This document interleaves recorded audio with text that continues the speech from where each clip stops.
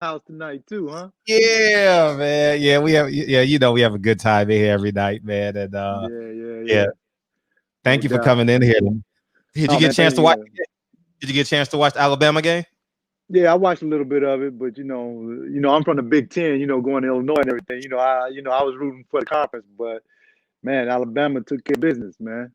Damn, it's I don't know what it is about Alabama, man, but they just Yeah, they they name get all the best guys, man. That's that's how it rolls. I mean, simple, you right? know, yeah, it's simple, man. You get all of the best talent because if you go to Alabama, you got a pretty good, and you do well, you got a pretty good chance to go to the NFL. So Right, that's just right. the way it is. That's how recruits look at programs. Hmm.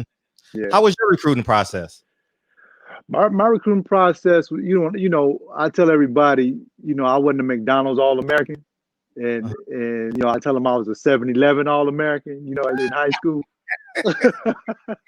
so I was recruited, but not recruited like most McDonald's All Americans. My five choices came down to DePaul, Iowa State, Clemson, Illinois, and Michigan State. And I actually the night before the day before I chose Illinois, I had made in my mind I was going to go to Michigan State, but something changed my mind. Said no, man, stay at home, and I stayed at home, and it worked out. Hmm. It worked out. Sean Respert was on that team at Michigan State. Who was on the team at? No, Steve Smith. Oh, Steve Smith. Um, Yeah. yeah, so it would have been Steve Smith and me in the backcourt Wow. together. But I chose to go to Illinois, and chose to stay home and stay amongst all of my brothers. In that Final Four team, that 1989 Flannel Line team. All of us were from the state of Illinois, even the walk-ons. So we were a true state team, man. So that's what made that team special. Yeah. And when did you pick up boxing, by the way? You're undefeated heavyweight, man. When did you pick up boxing, man? I used to box. My parents. I used to go to a day camp on the south side of Chicago. Uh-huh. We used to live on 82nd and Sangamon here on the south side, and my parents and during the summers they sent us to day camp, and they had boxing there. And actually that's where I learned about bullies in life. I remember going, and they put me in with this kid that I was terrified of, man. you know, this kid, bro, he walk around mean mugging everybody and everything. And, I was scared of him. So they put me in with him, and he mean mugging again, and I'm running around, and all of a sudden, boom, I hit him, and now all of the bully stuff, all of that went away, and I Uh-huh. carried that with me, all the way up until right now, man. I know I can tell a bully from a million miles away just from that one Really? experience. Yeah, Really? so then when my parents we moved out to the suburbs when I was 10 years old, no more boxing. So, kids out there they go to the country club, and play tennis and golf and all that stuff. And that's so I couldn't box anymore. So I just picked up basketball, and Wow. yeah, that's what I always had a love affair with boxing. It's my It, boxing is my passion. did you have that respect in the locker room? Like, oh, don't fuck with KG. No, they didn't know. I never told anybody. Really? No, no, but I got into a lot of fights in the league. As a matter of fact, every training camp, I knew I was gonna get into a fight. It was just, but but but I was studying. I was into jujitsu and stuff like that, real big back then. Uh-huh. And I had to put a couple guys in some rear naked chokes and some key locks.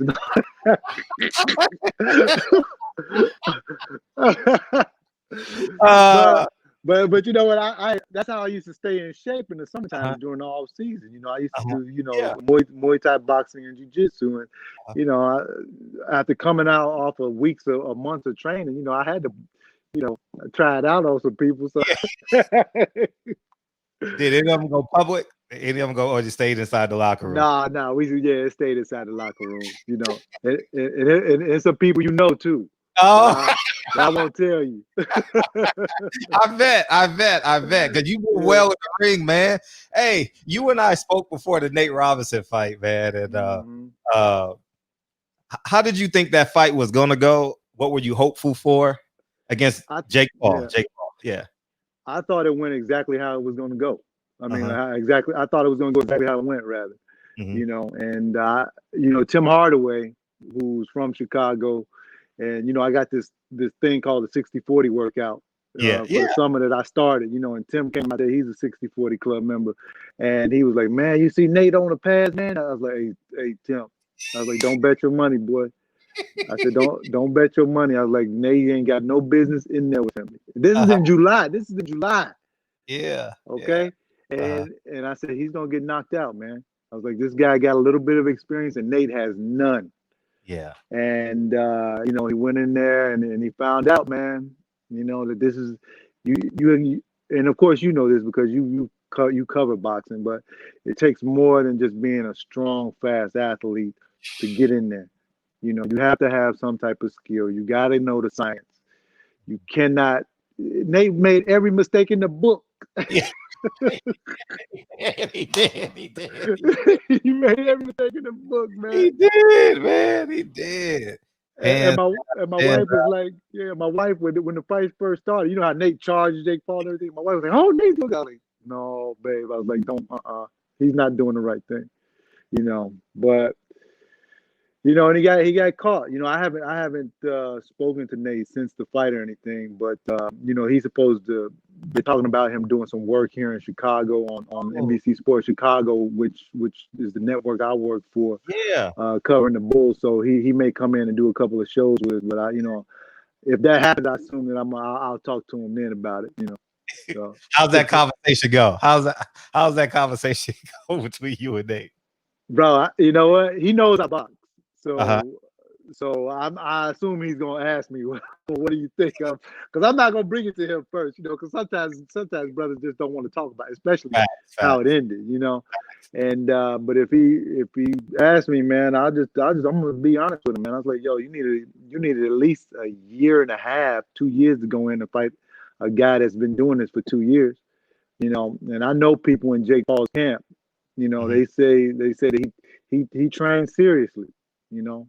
I don't think he's that good, Yeah. Uh-huh. but actually I think he's trash. But you know, he puts the work in, and he can beat somebody that's gonna come off the street and try to do this after doing just 8 weeks of training, you know. And Right. you know, but you know, look, I admire everybody that gets in the ring because to get in there, you got to have heart. You don't Mhm. know what's gonna happen. Anything could happen in that ring. They did it on a grand stage in front Woo. of millions and millions of people. Yeah. And you know that when I had my first fight, you know, it was a big at the Aragon Ballroom here in Chicago, but it wasn't broadcast amongst millions of people, you know. So I didn't feel that weight, but I could tell when they got into the ring, he was nervous and all that stuff, man. You know, but you got to admire the brother for getting in there, man. You know, but Yeah. he just should have took more time to get ready. Uh-huh. And you and you want that Jake Paul smoke. I want that Jake Paul fight. You know, and, and you know this, Fred. I've been calling him out for 4 weeks now. Yeah. Yeah. You know, and it hasn't been any response at all. And you know, but there are things going on behind the scenes. We got a date to fight him on at the end of March.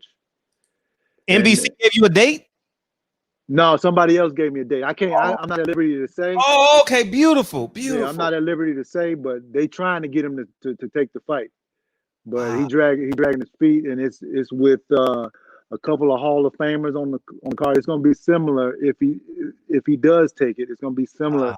to what Triller did, you Mm. know. And you know, I want to talk about it bad, but I can't do it. But you know, but that's why I've been calling him out, man. You know, and you know, he first of all, I put in a lot of years in the boxing gym. You know, ever since I retired at 35 from the NBA, and you know, I put in. I'm 52 now, and Uh-huh. I don't miss days in the gym. You know, I'm in the gym at least 3 days a week. You know, and I see Jake Paul train for 2 years and make all this money, man. Yeah, because that boy made a lot of money, man. That was eighth highest grossing pay per view of all time. You Whew. know, so you know, I paid my dues doing it, you know, and then I listened to and you know, I want to get compensated for it. You know, and I see a way to get compensated by fighting him. Yeah, you You full know, blown into it. You full blown. yeah, Mhm. and you know you know, and I saw him make the comments about Nate, you don't play boxing, this and that, okay, all right, well, I'm facing an NBA player that takes it seriously and that's been fighting for a number of years, and Mhm. that has 4 fights under his Right, belt, right. and on top of that, in NBA we frat, even though we compete against each other and everything, we still a frat. Yeah, And we don't like the way our little bro was done, you know, right, and and we want to run it back, right. So I've watched that fight almost 100 times, man. Wow. To see all of the mistakes that Jake Paul makes. Just, I watched his fight against Ensign Gibb. He's had three fights, one amateur, 2 pro, but I would love for him to get in there with me. Because if Nate had known what he was doing, he would have beat that boy easy. Yeah. He's a counter puncher's dream. He comes straight in with his face. He's front foot heavy. He can't get out of the way of a jab. Mhm. He's off balance. He goes back and he throws his right hand, and every time he throws his right hand, if you look, he's looking at the ground like this. Mhm. That's the shot he hit Nate with. But Nate didn't know that. First of all, don't rush in, and you gotta have your hands up, bro. Yeah. You can't run in there with your chin all up. Like, Yeah. and Fred, actually, Nate helped him knock him out. Yeah. Yeah. Yeah. Yeah. He was an He helped. asset. Yeah. Fact. He helped Fact. him. Now, I know that Jake Paul is trying to fight Conor McGregor. Mhm. He's trying to fight KSI, the other YouTube guy. Mhm. He's trying to fight Dylan Dennis, who's a UFC guy. Uh-huh. But his trick is this: he's about 210 pounds naturally, but he melts down to 190 pounds. That's what he did with Nate. So he melted down. They weighed in at 188 pounds. I don't know if you've seen Nate Robinson up close, man, but Nate weighed 175 pounds, man, with batteries in his pocket. Yeah. Okay. He's like me. He's built just similar to me. Yeah. So just More freakish though, obviously. yeah, Mhm. but he ended up, and I know this because I know some people that was, covering the fight. He ended up losing about 7 to 8 pounds overnight. So, and Jake Paul put on 10 pounds. So Jake Paul walks in the ring at 200 pounds, and Nate walking the ring at about 180 pounds, man. He lost weight. He lost weight. Damn. He lost weight, man. So now you're going in with the size disadvantage. You're going in with the skill disadvantage. You're Sure. going in with the experience disadvantage. It was just a catastrophe waiting to happen. You know. Mhm. So that's what I'm telling. That's what I'm telling Jake Paul, man. Yo, you got to give us a chance to run this back, Jake Paul. Mm. But I know he ignored me, Fred. Yeah. Well, we gonna You do know, our best. We gonna do our best to make it keep on going. You know what I'm saying? you know why? You know why he ignoring me? No, because he gonna lose. Yeah, he's not really a fighter. He's an entertainer. He's an entertainer. But look, I respect him because he tried to put the work in. But Mhm. the work still ain't gonna matter. You Mhm. know, to when you get in there with somebody that really knows what they're doing. And um, I can imagine it. I've been having this thought in my head: Arturo Gotti versus Floyd Mayweather. That's how I want to beat him. I don't want to knock him out like he knocked Nate out. I want to punish That was him a for doing lashing. that to Nate. That was a lashing. Oh, it was a beating. It was a beat down. But Floyd was I on don't think point he that night. landed a punch that fight. Yeah, he actually he didn't land anything clean. He landed a couple of shots that went off Floyd's head, but Floyd was good. But then Floyd punished him to the body, to the head, all the skills, everything, man. You know, so hopefully he takes it, man, and it'll be good.